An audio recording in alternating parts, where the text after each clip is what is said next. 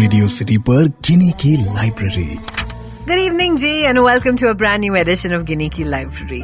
इस संडे शाम मैं अपनी लाइब्रेरी से जो किताब लेकर आई हूँ बड़ी इंटरेस्टिंग सी एक किताब है। अब देखिए, बहुत बार जब मैं किताबों की बात करती हूँ अपने शो पे तो लोग कहते हैं गिनी हमने पढ़ना भी शुरू करा है, इतनी पेशेंस नहीं है एक पूरी नॉवल पढ़ने की, मोटी किताबें होती हैं, छोटी किताबें होती हैं, रिलेट करना बड़ा मुश्किल होता है। So here I have a solution today.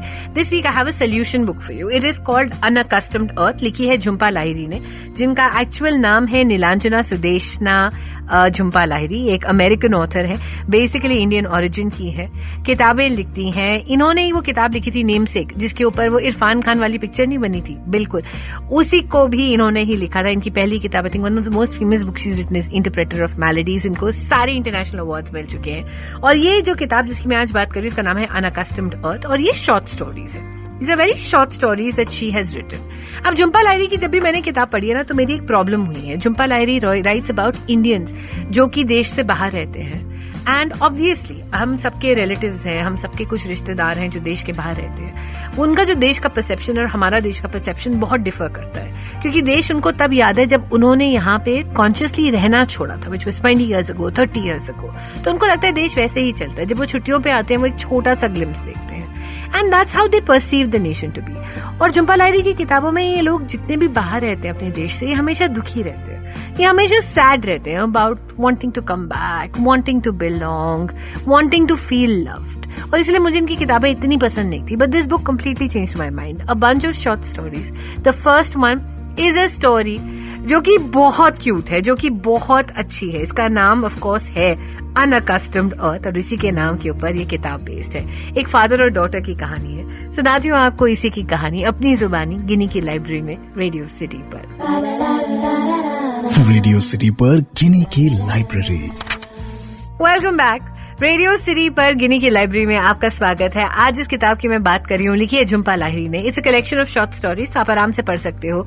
30-40 page की एक कहानी होती है। कैरेक्टर्स के नाम भारतीय हैं, तो आप इमीडिएटली इनके साथ रिलेट करते हो। एंड जो फर्स्ट स्टोरी है इस किताब में, अनअकस्टम्ड अर्थ, इट्स फैब्युलस। तो आपको याद है जब हम छोटे होते थे, जब हम टीनेजर्स होते थे, तो हम छुप छुप के अपने माँ बाप से चीजें करते थे। हमें लगता था कि छुप के ही करना ठीक है, वो हमारी बातें समझ नहीं पाएंगे, उनको वो फीलिंग्स नहीं आएंगी, and you know they will just spoil everything if they come to know of it. ये किताब की जो स्टोरी है वो एक ऐसे डैड की है जो अपनी बेटी से चीजें छुपाने लग जाता है। कॉन्टेक्स्ट में लाती हूँ। सो बेसिकली कहानी है एक लड़की की जो अपने पति के साथ, एक अमेरिकन पति के साथ रहती है, एक अमेरिका के किसी सिटी में। She already has a child call Akash, और इनके पति अमेरिकन है, ये खुद भारतीय हैं, बंगाली हैं, और इनका दूसरा बच्चा पैदा होने वाला है। ठीक है, तो अब आपको समझ आ गया। एक सुंदर सा घर है, ये एक सुंदर सा गार्डन है, ऑल ऑफ दैट। अब this girl has just lost her mother. इनकी माँ एक नॉर्मल सर्जरी के लिए गई थी, और ये भी गई थी अस्पताल। इनके डैड भी थे, इनका भाई भी था, एंड सर्जरी के दौरान कुछ होता है और एक मिस कैलकुलेशन हो जाता है डॉक्टर से, and her mother loses her life. तो none of them are prepared, क्योंकि वो तो एक रूटीन सर्जरी के लिए गए थे, तो सडनली कैसे इस पूरे बोझ को सहें।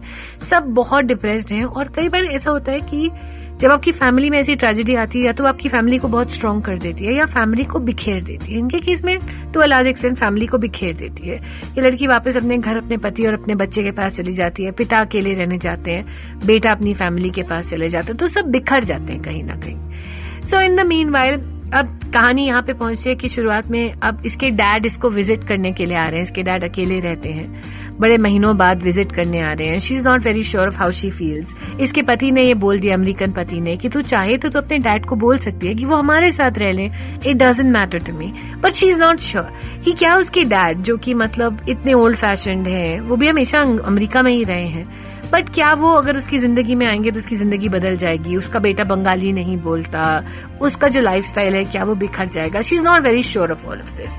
इतने में उसके डैड आ जाते हैं।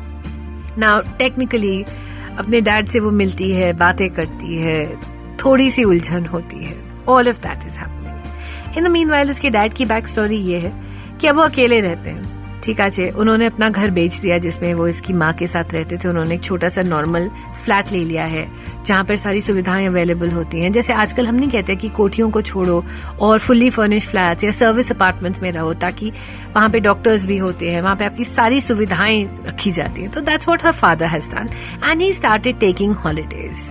वो ग्रुप टूर पैकेजेस नहीं आते जिसपे सारे एक सर्टेन एज के लोग जाते हैं और यंग लोग अपने आप को डिस्कवर करने के लिए जाते हैं। तो वो ग्रुप हॉलिडे पैकेजेस में जाते हैं। That's how he is living his life and enjoying it. पर उनका एक सीक्रेट है।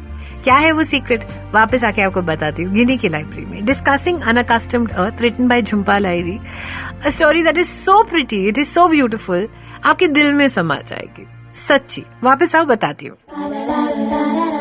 रेडियो सिटी पर गिनी की लाइब्रेरी। वेलकम बैक जी, मेरा नाम गिनी, शो का नाम गिनी की लाइब्रेरी, ये है रेडियो सिटी। कहाँ थे हम आज इस संडे की शाम? हम थे झुम्पा लाहिरी की एक किताब जिसका नाम है अनअकस्टम्ड अर्थ। इसके ऊपर शॉर्ट स्टोरीज की किताब है। पहली स्टोरी जो है इट इज कॉल्ड अनअकस्टम्ड अर्थ। एक लड़की की कहानी है जिसका नाम है रूमा। रूमा अपने अमेरिकन पति के साथ और अपने बच्चे के साथ रहती है एक टाउन में। उसके डैड उसे विजिट करने आ रहे होते हैं। She is just lost her mother about a year ago. Family थोड़ी बिखर गई होती है। She is not sure of how her dad is dealing with it. Dad की बैक स्टोरी ये है कि अब वो अकेले रहते हैं। उन्होंने घर बेच दिया है, एक फ्लैट में रहते हैं और अब उनकी जिंदगी का एम है टूर पैकेजेस लेना। अच्छा, तो टूर पैकेजेस लेने की कहानी कहाँ से आती है?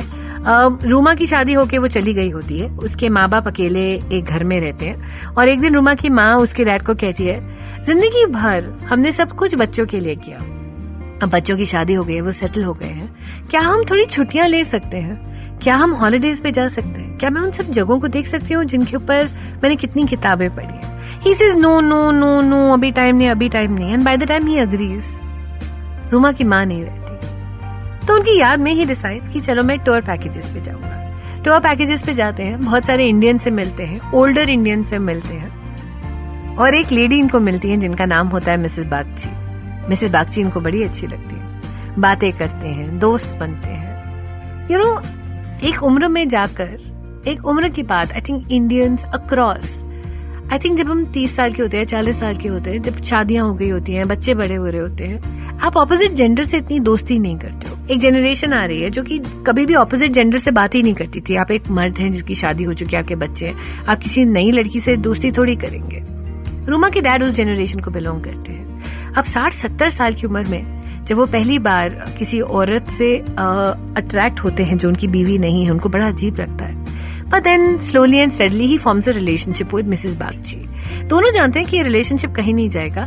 दोनों डिसाइड करते हैं कि वो अपनी अपनी लाइफ जिएंगे पर हॉलिडेज साथ साथ लेंगे। That's it। अब रूमा के डैड का ये सीक्रेट है जो रूमा को नहीं पता और वो बताना भी नहीं चाहते बिकॉज उनको लगता है कि मेरी बेटी नहीं समझेगी।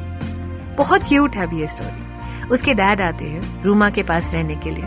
इनिशियल ऑकवर्डनेस होती है, कैसे फिट होंगे फैमिली में। रूमा का जो बेटा आकाश होता है वो बिल्कुल टिपिकल अमेरिकन किड होता है, उसको कोई रिलेशनशिप नहीं होता अपने ग्रैंड डैड के साथ। ऑल्सो रूमा का जब बेटा आकाश हुआ था तब उसकी माँ ने आके उसकी बड़ी हेल्प करी थी। टेक्निकली जब लड़कियां प्रेग्नेंट होती हैं तो माँ ही तो होती है ना, उसके डैड इतने इन्वॉल्व नहीं थे उस प्रोसेस में।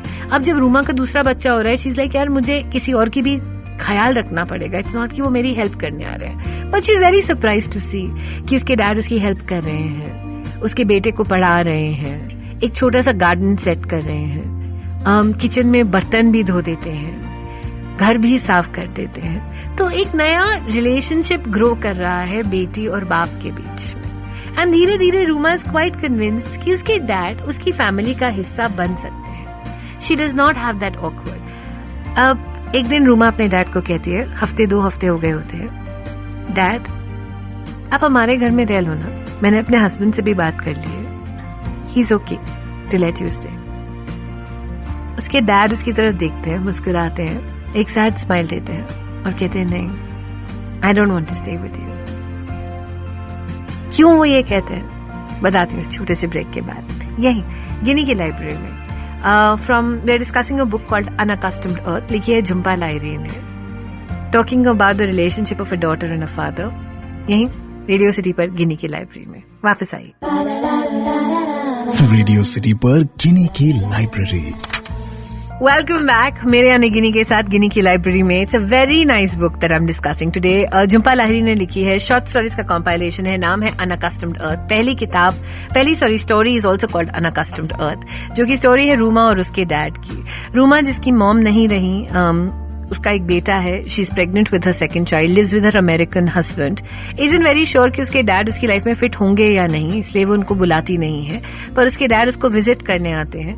1-2 हफ्ते के बाद जब रूमा उनके साथ रहती है, शी रियलाइजेस कि अरे उसके डैड बहुत बदल चुके हैं. उसके डैड बड़ी हेल्प करते हैं. उसके डैड के उसे एक अलग साइड दिखाई देता है. And she realises that he would fit in with her life.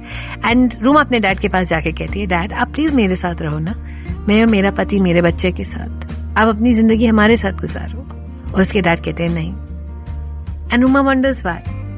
और किताब समझाने की कोशिश करती है. जब उसके डैड का पर्सपेक्टिव दिखाया जाता है, उसके डैड को ये सोचते हैं कि रूमा को आज मेरी ज्यादा जरूरत है. इसलिए नहीं क्योंकि उसको ये लगता है कि मैं ठीक रहूंगा या नहीं, इसलिए क्योंकि उसे अपना गिल्ट कम करना है. रूमा को मेरी जरूरत इसलिए क्योंकि उसने रियलाइज किया कि मैं उसके लिए कुछ कर सकता हूँ. रूमा को मेरी जरूरत इसलिए क्योंकि शी फील्स कि उसकी लाइफ एक पैटर्न से चल रही है और मैं उस पैटर्न में फिट हो सकता हूँ. पर मैं अपनी जिंदगी अपने टर्म्स पे जीना चाहता हूँ. मैं हॉलिडेज पे जाना चाहता हूँ. मैं मिसेस बागची के साथ रहना चाहता हूँ. मैं वही करना चाहता हूँ जो मेरा दिल चाहे. And he says no to his daughter and goes away. अब वो चले जाते हैं, पर उन्होंने एक चिट्ठी लिखी होती है मिसेस बागची को, जो गलती से पीछे रह गई होती है. रूमा को उन्होंने मिसेस बागची अपनी नई दोस्त के बारे में कुछ बताया नहीं होता. रूमा को शक तो हुआ होता है कि कुछ ना कुछ तो गड़बड़ है, पर फाइनली उसे वो चिट्ठी मिल जाती है जो उसके डैड गलती से घर पर छोड़ गए होते हैं. चिट्ठी बंगाली में लिखी हुई होती है. रूमा पढ़ती है. पहले उसे बड़ा गुस्सा आता है, इस उम्र में डैड रोमांस कर रहे हैं. फिर रूमा सोचती है उन 2 हफ्तों के बारे में जो उसके डैड ने उसके साथ गुजारे थे. As an equal adult, not in a father daughter relationship. एक इंसान जो सेल्फ सफिशिएंट है, एक इंसान जो बहुत डिग्निफाइड है, एक इंसान who deserves to live life on his own terms. और रूमा मुस्कुराती है और वो चिट्ठी, जिसका एड्रेस भी उसके पास लिखा होता है, चिट्ठी के ऊपर उस पे पोस्ट कर देती है. The story ends. But it makes you realise कि हम सबके घर में हमारे पेरेंट्स हैं. हमें लगता है कि हम उनको अपने पास रख रहे हैं क्योंकि हम उनसे रिस्पेक्ट करते हैं. पर आज जितने लोग ये शो सुन रहे हैं, मैं आपसे पूछना चाहती हूँ, आपके दादा दादी, आपके पेरेंट्स शायद, क्या वो जिंदगी अपने टर्म्स पे जी रहे हैं? क्या वो वही खा रहे हैं, वही पी रहे हैं, वही घूम रहे हैं, वही पहन रहे हैं जो उनका मन करे? या कहीं ना कहीं वो आप डिफाइन करने लग गए हो? जिन चीजों के लिए हम अपने पेरेंट्स को रिजेंट करते थे, क्या आज हमारे पेरेंट्स हमें उन चीजों के लिए रिजेंट करने लग गए हैं? ये बहुत सारे सवाल आते हैं आपके दिमाग में. And that is the power of a good story. Jhumpa Lahiri की किताब अनअकस्टम्ड अर्थ इस हफ्ते गिनी की लाइब्रेरी में. कैसी लगी बताइएगा जरूर. @RJGini GINNIE@gmail.com या फिर सोशल मीडिया पे @RJGini. अगले संडे शाम वापस मुलाकात होगी यहीं रेडियो सिटी पर. तब तक के लिए अपना ख्याल रखिएगा and have a great weekend, at least what's left of it.